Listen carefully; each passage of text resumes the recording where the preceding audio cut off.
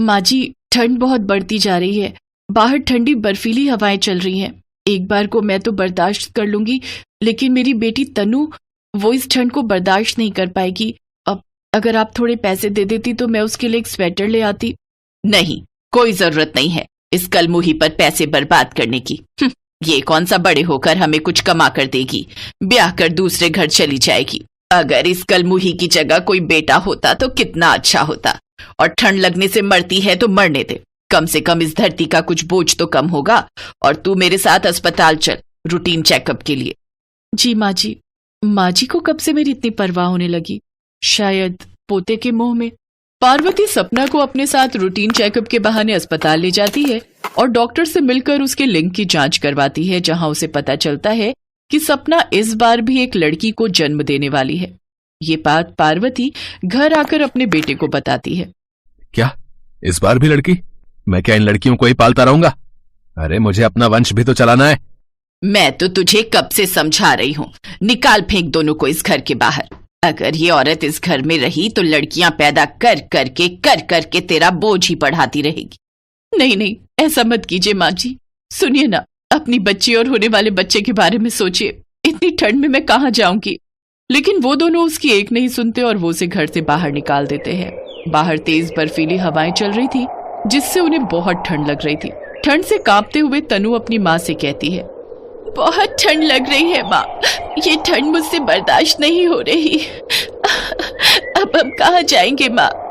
पता नहीं बेटा, अब इतनी ठंड में हमें रहने को कहाँ छत मिलेगी।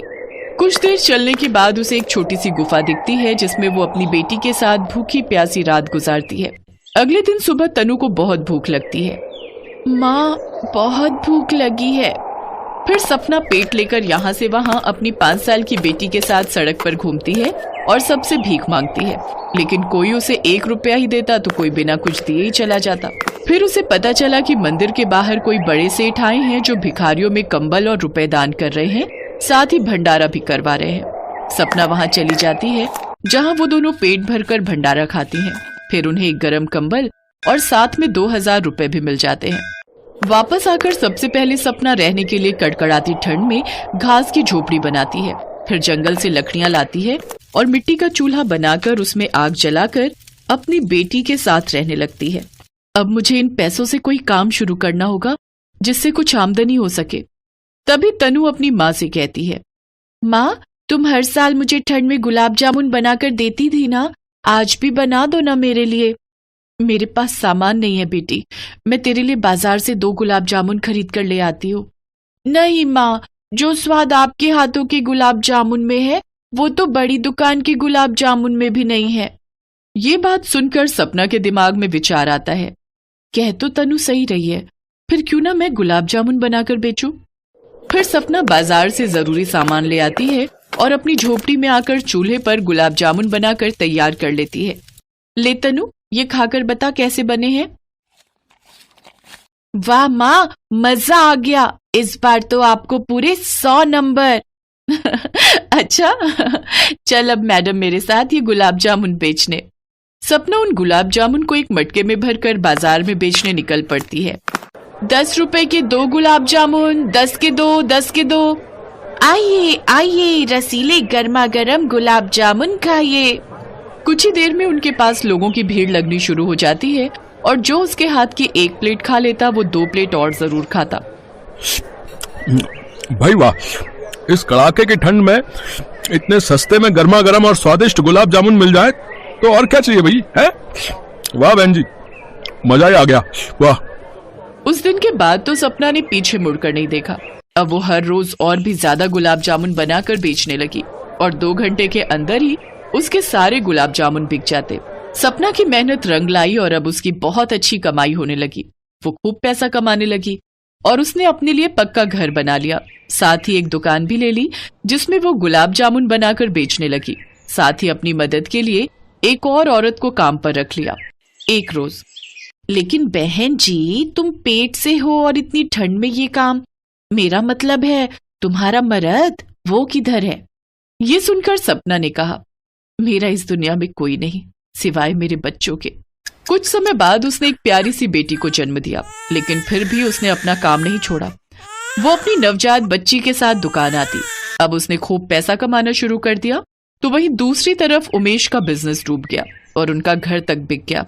दोनों माँ बेटे रोड पर आ गए। वो सपना के पास आकर उससे माफी मांगते हैं, लेकिन सपना ने उन्हें नहीं अपनाया और अब वो अपनी दोनों बेटियों का पालन पोषण अकेले ही करने लगी और उनके साथ खुशी खुशी रहने लगी।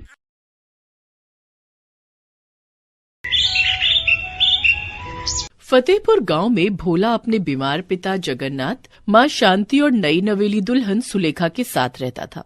भोला अपने खेत में सब्जियां उगाकर बाजार में ले जाकर बेचा करता था। उसकी शादी हुए अभी कुछ दिन ही हुए थे। नई नवेली दुल्हन को देखने के लिए रिश्तेदारों का उसके यहाँ आना जाना लगा हुआ था। एक दिन उसकी माँ शांति भोला से कहती है, भोला, जब से तुम्हारी शादी हुई है तब से रोज रिश्तेदारों का आना जाना लगा रह रहा है। उनकी मेहमान नवाजी करने के लिए भी काफी पैसे खर्च हो रहे हैं। तुम्हारी शादी या तुम्हारे पिताजी के इलाज के लिए पहले ही हमने काफी कर्जा ले लिया है। अब लगता है रिश्तेदारों की खातिर पानी के लिए भी कर्जा लेना पड़ेगा। हाँ, बात तो तुम्हारी सही है माँ। सब्जियां बेचकर जो भी कमाई होती है वो तो सारी घर खर्च में ही निकल जाती है। ऐसे में कर्जा भर पाना तो मुश्किल हो रहा है। वैसे आपकी बहू गाजर का हलवा बहुत ही स्वादिष्ट बनाती है। एक बार उसके हाथ का गाजर का हलवा खाओगी तो अपनी उंगलियां चाटती रह जाओगी। हाँ, मैं तुझसे खर्चे की बात कर रही हूँ और तू गाजर का हलवा खाने की बात कर रहा है। तू कहना क्या चाहता है? मेरे तो कुछ पल्ले नहीं पड़ रहा।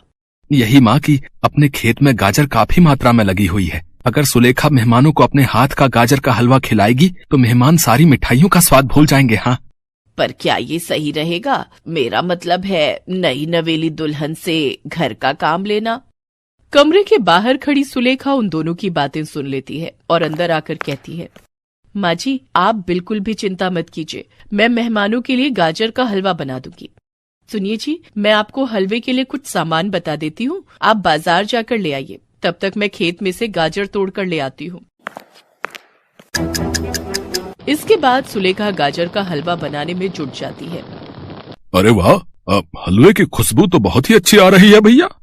हाँ, लेकिन आप चुप रहो। आपकी दवाइयाँ चल रही हैं और डॉक्टर ने आपको ये सब खाने से मना किया है। उसके गाजर के हलवे की खुशबू सूंघकर पड़ोस की निर्मला आंटी आ पहुँचती हैं। शांति, अरे ओ शांति, कहाँ है तू? अरे आजा निर्मला, अंदर आजा। शांति, मैंने सोचा तेरी नई नवेली बहू को देख आती हूँ। वैसे कहाँ है तेरी बहू? और ये हलवे की खुशबू तो बड़ी ही अच्छी आ रही है तेरे घर से। हलवा बना है क्या?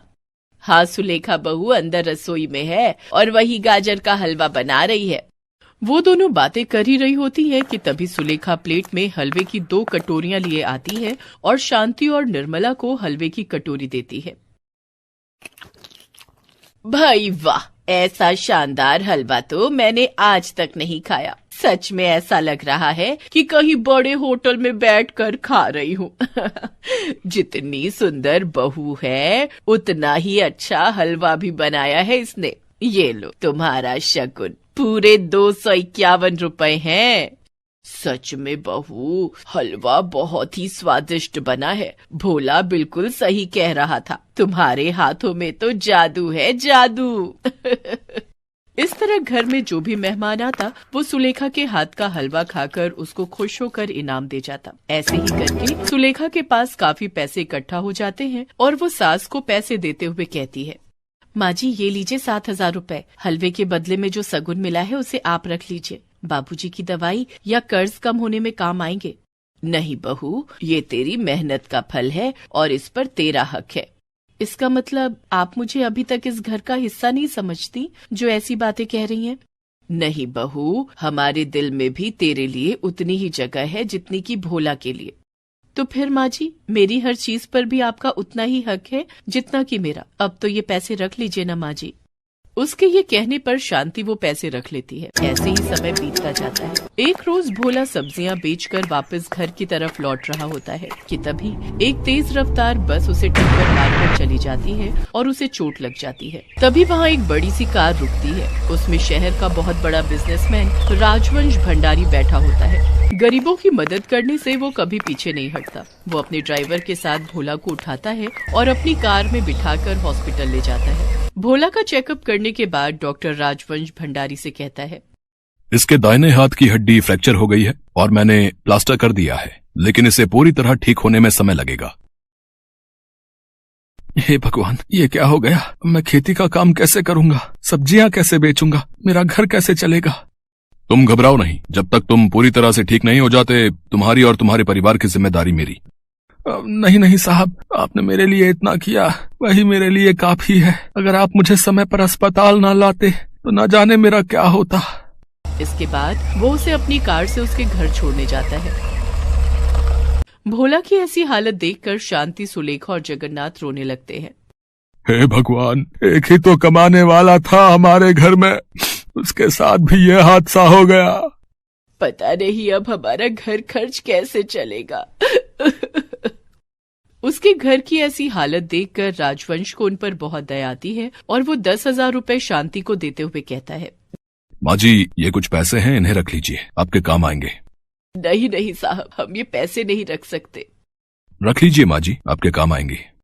राजवंश शांति को वो पैसे देकर वहाँ से चला जाता है। गांव का मुखिया उनके घर आता है और कहता है, क्या बात है, शहर का सबसे बड़ा बिजनेसमैन, आज तुम गरीबों के घर क्या कर रहा था भाई? लगता है अब तो मेरा कर्ज जल्दी ही वापस मिलेगा, और वो भी सूद समेत है।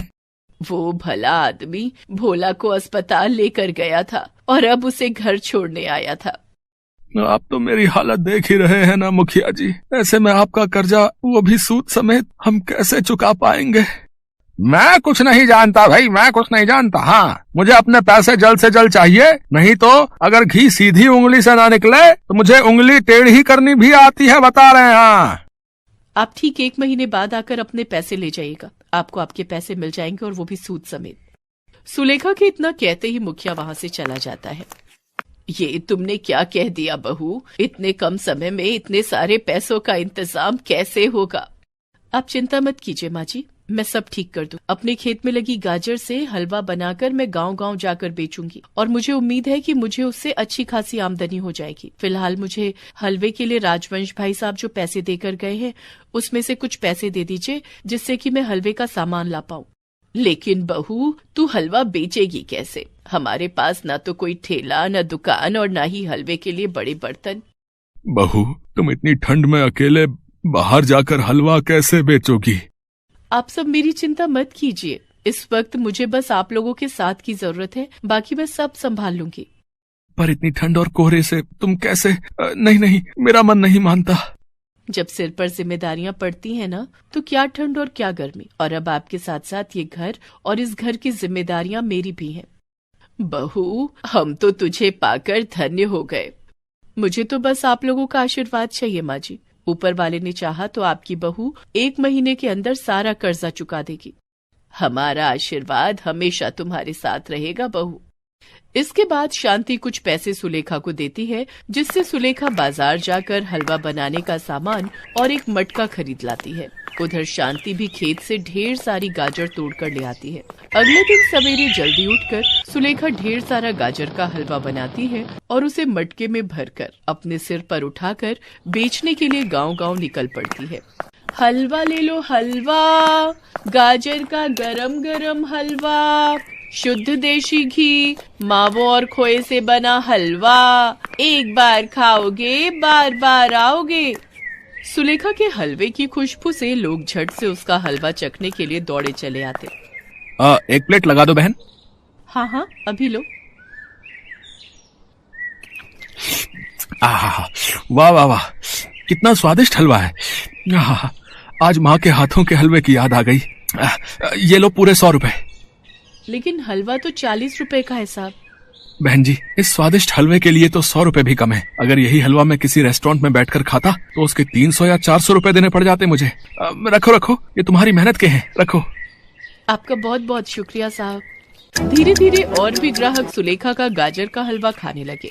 कुछ ही दिनों में वो मटका गाजर हलवा वाली के नाम से मशहूर हो गई। सुबह से शाम तक उसका सारा हलवा खत्म हो जाता, लेकिन ग्राहकों की भीड़ कम होने का नाम नहीं लेती। उसने महीने के अंत तक अच्छे खासे पैसे इकट्ठे कर लिए थे। माँ जी, मुखिया कल आता ही होगा। ये उसके कर्ज के पैसे हैं और ये उसका मोल, उसको दे देना।